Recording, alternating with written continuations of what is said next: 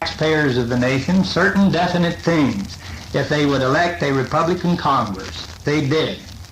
The first thing we did was to free competitive enterprise and once more establish individual initiative, liberating the people from 76,000 bureaucratic rules, regulations, directives, and orders. By cutting the number of federal employees from 3 million to approximately 2 million, we balanced the federal budget. The federal treasury, for the first time in 16 years, is using black ink instead of red and is no longer resorting to inflationary deficit spending.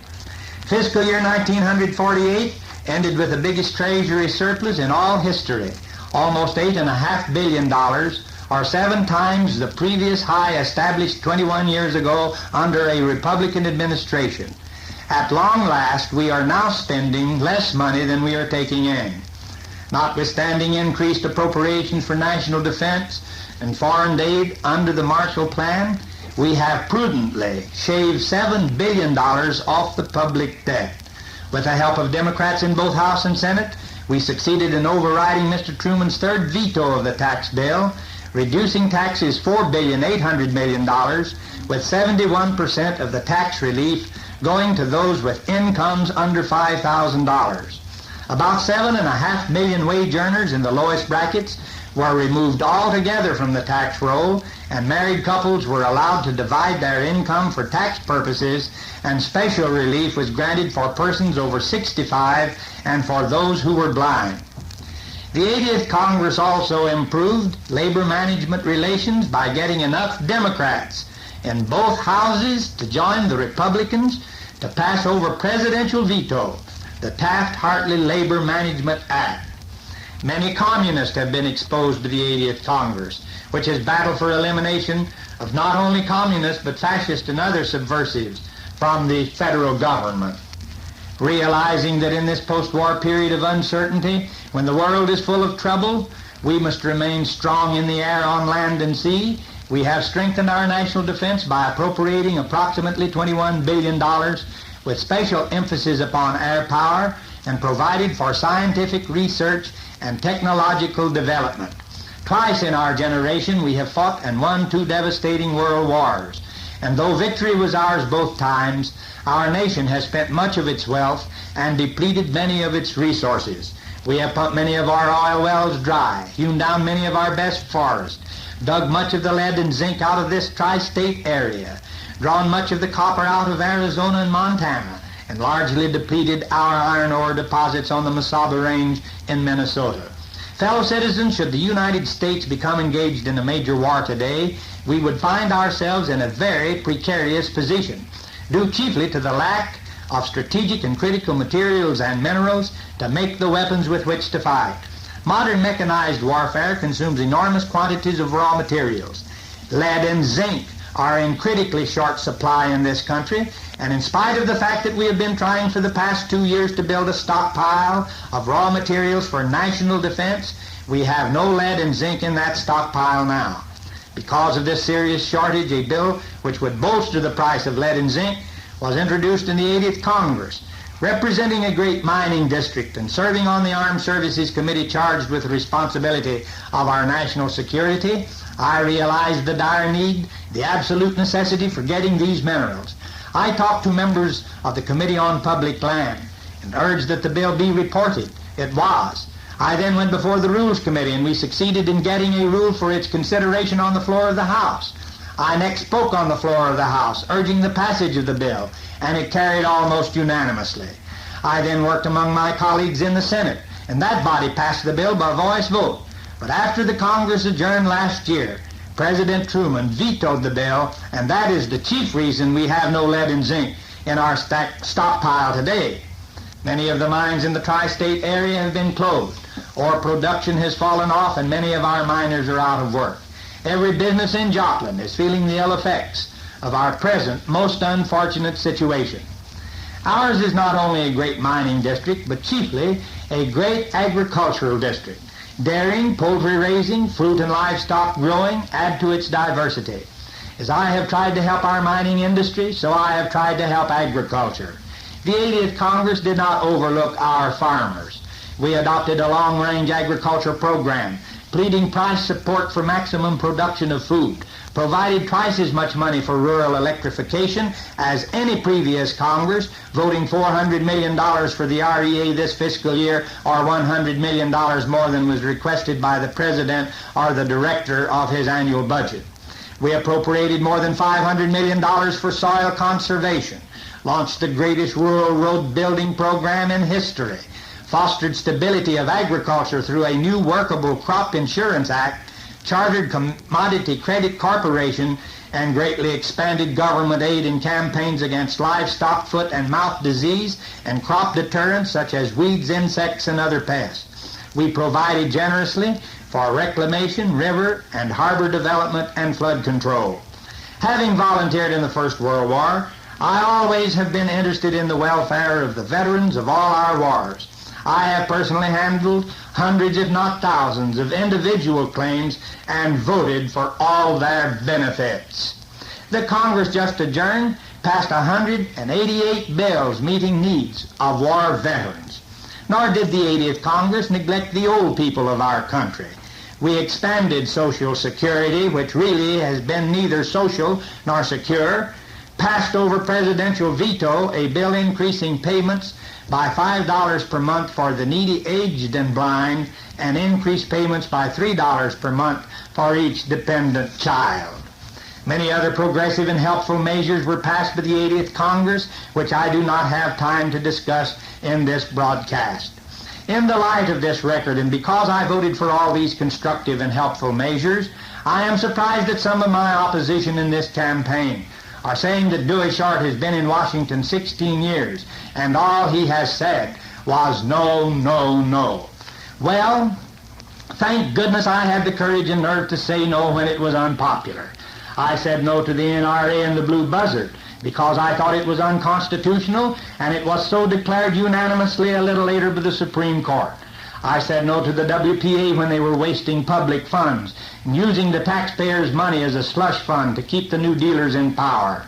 I said no to the OPA, which placed a ceiling on farm prices lower than the cost of production, that created black markets and made crooks out of honest citizens. I said no to the ignoble attempt to pack the Supreme Court. I said no to warmongering, jingoistic bellowing, and diplomatic blundering that led us to a global conflict, the second time in our generation that well nigh ended in the annihilation of civilization. I said no to the coddling of communists and the appointment of wild-eyed radicals to highly responsible and secret positions in our government. I said no not only to waste, extravagance, and inefficiency, but to many downright dishonest practices by those in high authority.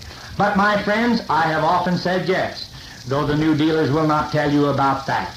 I said yes to reduce the number of federal employees and to balance our budget by spending less than we took in. I said yes to the total reduction in the President's budget estimates. I said yes to reduce taxes over the President's veto. I said yes to the enactment of a fair, just, and workable labor law that has brought about stoppages in strikes, increased production, and improved labor management relations. I said yes to cutting the national debt and to the abolition of many bureaucratic agencies with their arbitrary rules and regulations. I said yes to expose communists and to keep undesirables out of our country.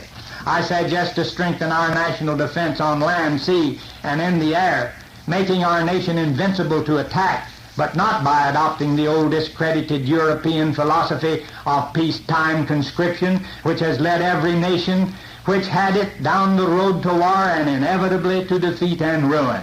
I said yes for the benefit of all veterans of all our wars. I am a veteran myself.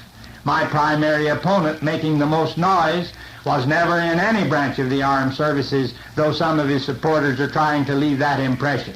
He got a civilian job a year after the shooting ended in this last war, and many of you know how he got it. If you don't, I can tell you and show you. I said yes for the old people by voting originally for their pension and then to increase it. I said yes for increasing the pay for our postal and other federal employees to meet the increase in cost of living, as well as to give further aid to the retired railroad men. I voted yes on many of the other pieces of legislation I have discussed. It is true my fellow Americans, that I have served you in Congress for 16 years.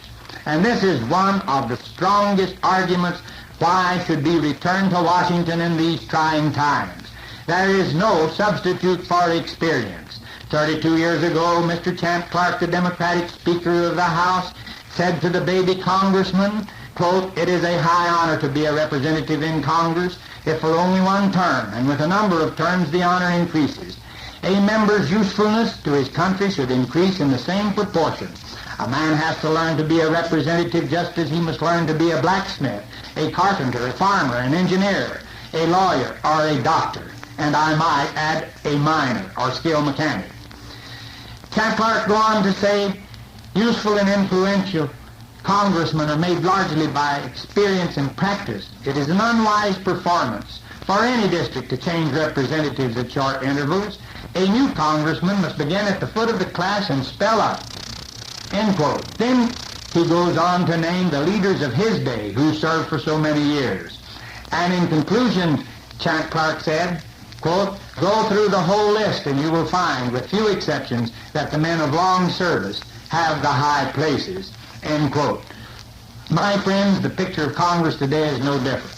Mr. Sabbath is serving his 42nd year, while Uncle Joe Cannon had served for 40, more than a quarter of a century ago. Bob Doughton, Democrat of North Carolina, Chairman of Ways and Means, is completing his 38th year. Sam Rayburn, one of the greatest Democratic speakers, is finishing his 36th.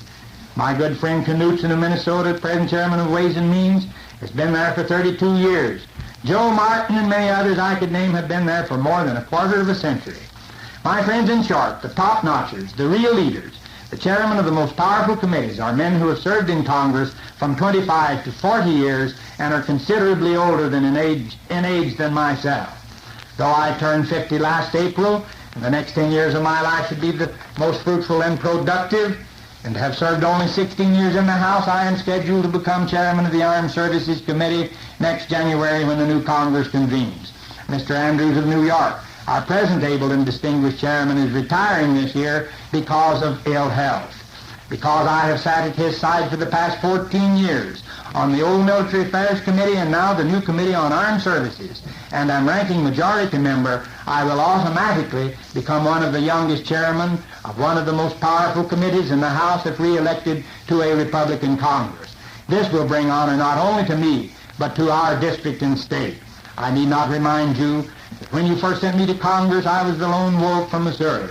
During all these years of the New Deal, I have been largely hamstrung, hog-tied, and handicapped, fighting against overwhelming odds. But under a Republican administration, I will, because of my 16-year seniority, my chairmanship of a powerful committee, and the friendships I have formed over the years by speaking for nearly all my Republican colleagues in practically every Republican district in the United States, be in a position of power and influence to render a great and constructive service to the people of this district, the state, and the nation.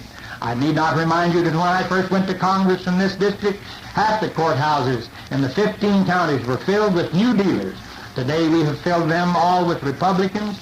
No longer am I alone in Washington, for Missouri now has 9 of the 13 House members and both United States senators for the first time since the Civil War. Always I have campaigned for the party as well as myself, trying my best to elect all candidates from President of the United States down to constable to the smallest township. We have done well considering the odds against us. I do not believe that the voters of this district want to send a young, inexperienced, untried, and unknown person to take the place of one who has stood up against the gun and fought the battle for 16 years and whose position on the many grave and complex problems confronting us is well known and is a matter of record.